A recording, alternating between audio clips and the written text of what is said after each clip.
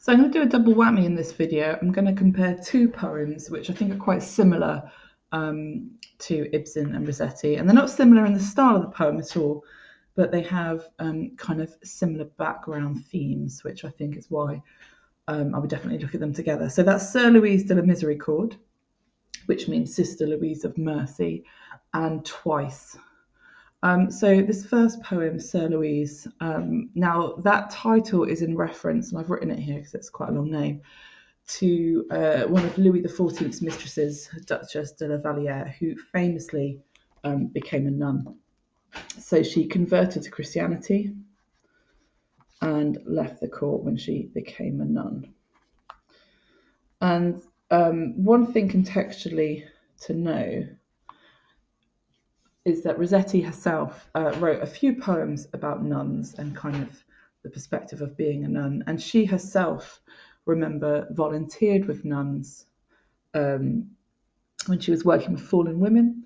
And her sister Maria, her older sister, actually did become a nun, an Anglican nun, in the years before she died. So the nuns kind of did have quite a key, I suppose, role in Rossetti's life. Now, the second thing, obviously, is to think about how might we relate this to A Doll's House. Well, I think it's definitely more thematic here. And depending on your interpretation of this poem, there could be a couple of different ways of looking at it. Now, the first sort of interpretation is this idea of her days of desire are behind her. So I have desired and I have been desired. And that past tense, the days are over of desire. Now, this idea that she's talking about the fact that there was passion in her past and she no longer has that. And then she's got this lovely line, dust and dying embers mock my fire. And the fact that she's being mocked by what I presume is she still has some sort of passion suggests that perhaps her physical appearance no longer matches her passion inside, or indeed the fact that her state as a nun no longer matches her passion. Now, when you think about how that relates to the play, well, in some ways, I suppose this idea of the relationship between Torvald and Nora. And she makes a couple of references to the fact that Torvald kind of is very physically attracted to her. He calls her at one point, he pretends she's his secret mistress. He talks about his blood growing hot. And at this point in the play, this is after the party, just before they have their final big argument, she no longer feels that way. She also says, and I mentioned this in another video, she talks about the fact that when he no longer finds her attractive, and she wants to keep the secret about the loan so that she knows she will have some sort of power later on. So for Nora, this sort of passion of her husband's is a source of power for her.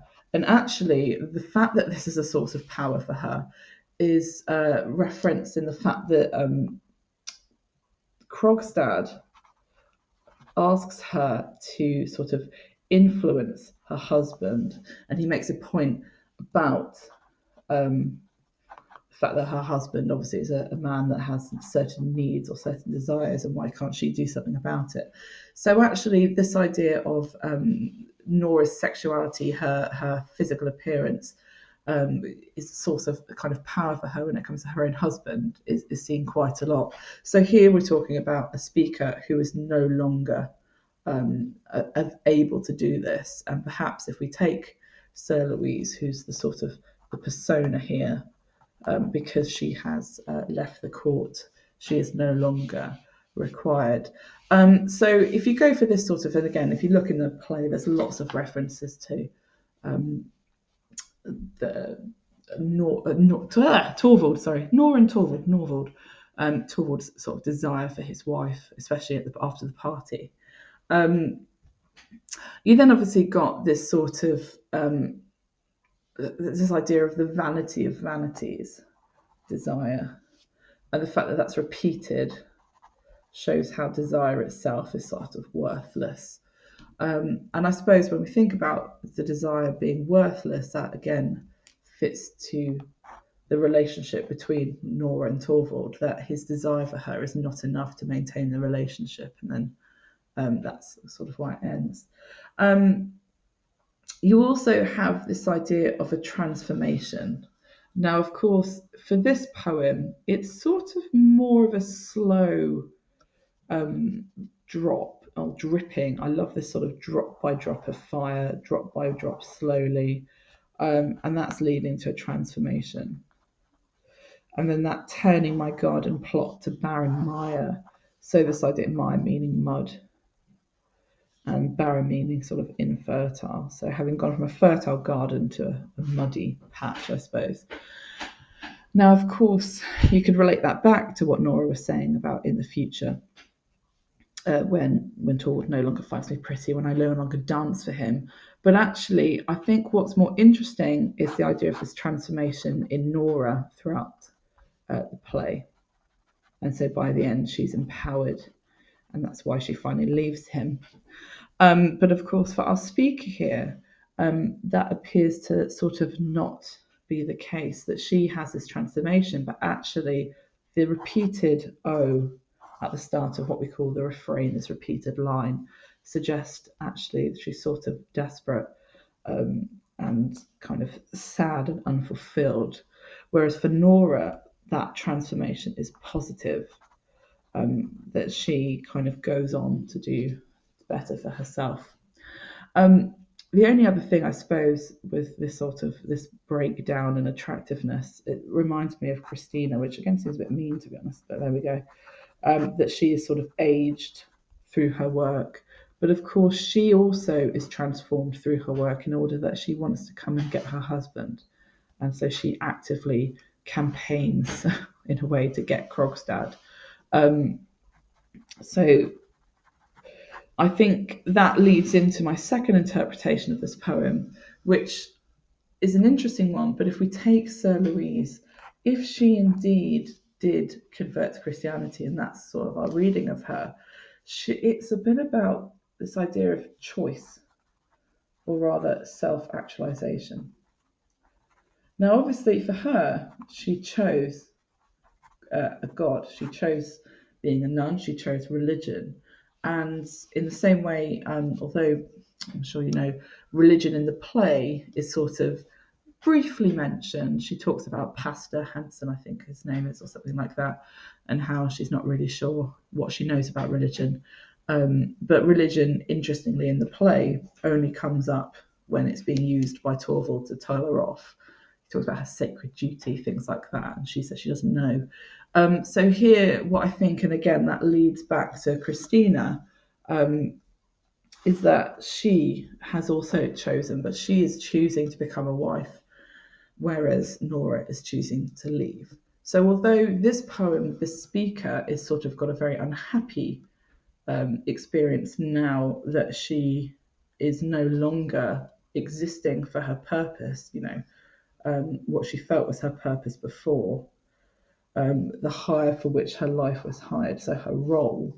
Actually, for Christine, that was a positive change, and she manages to have it all in the sense that she gets work and Krogstad, whereas this speaker cannot have everything she wants.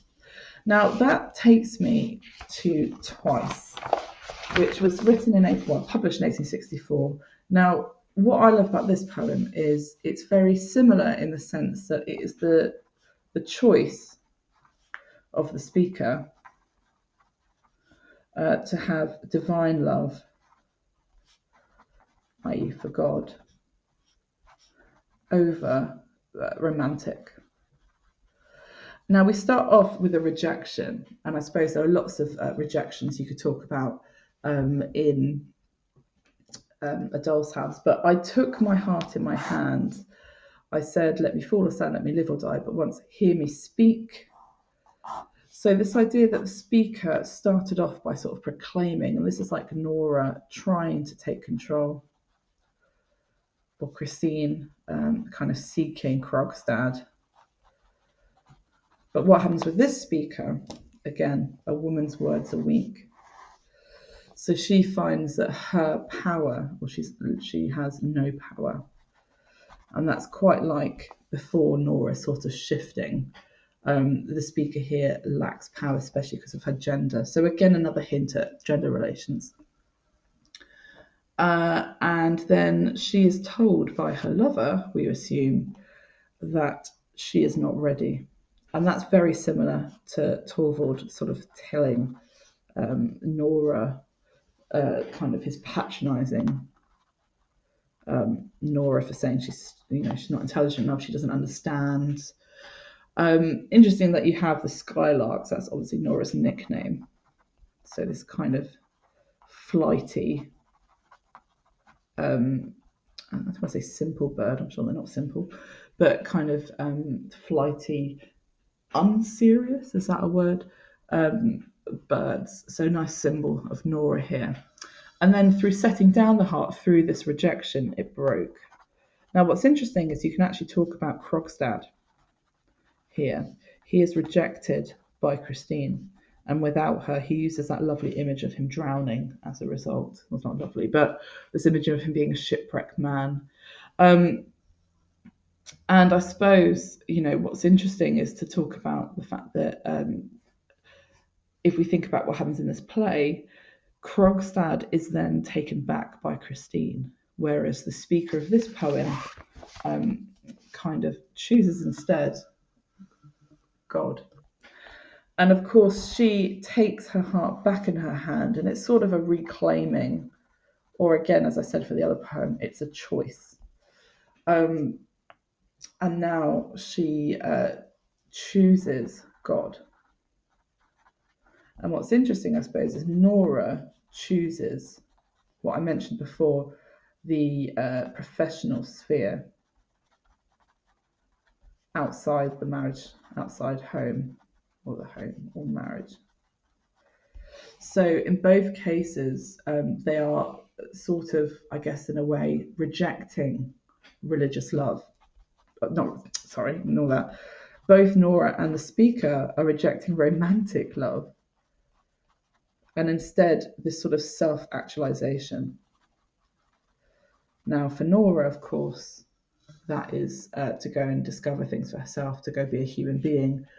For the speaker here, that is with God. And this idea of taking her heart and purging her doubt and everything else, and becoming kind of emboldened by her love for God. So in both cases, they have empowerment through those choices they've made.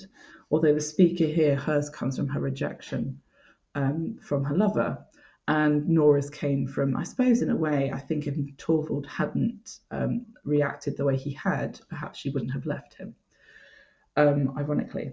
So, and then we have this idea, actually, that we talk about rejection, of course. Torvald is eventually rejected. And this sort of idea here, this transformation, as I said, we've gone from the you to now the thy, and we're talking about thou. So it's gone from sort of the lover to God. And